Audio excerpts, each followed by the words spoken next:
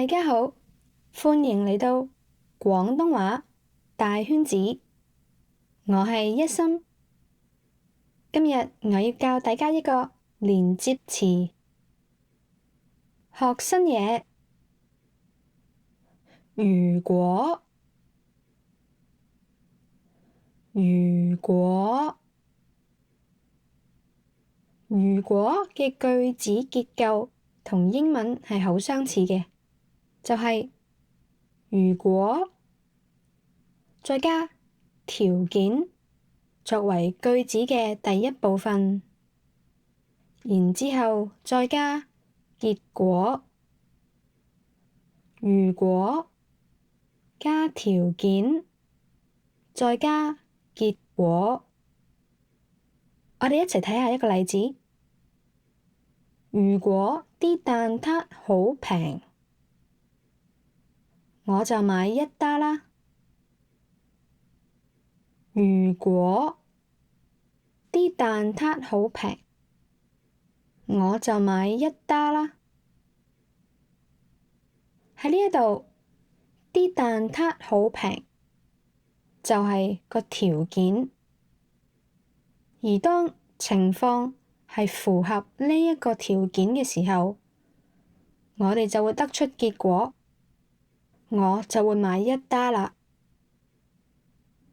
就嘅意思即係當條件符合嘅時候，我會去做呢一件事咁解。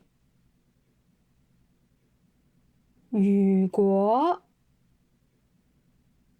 啲蛋撻好平，我就買一打啦。如果啲蛋撻好平，我就買一打啦。我哋再睇下其他例子。如果冇凍檸茶，我就要凍奶茶啦。如果冇凍檸茶，我就要凍奶茶啦。喺呢句句子入面，冇凍檸茶係個條件，係一個有可能會發生嘅事。而當呢一件事發生嘅時候，個結果就係我就要凍奶茶啦。如果冇凍檸茶，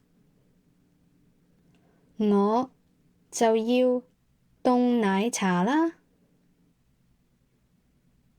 如果冇凍檸茶，我就要凍奶茶啦。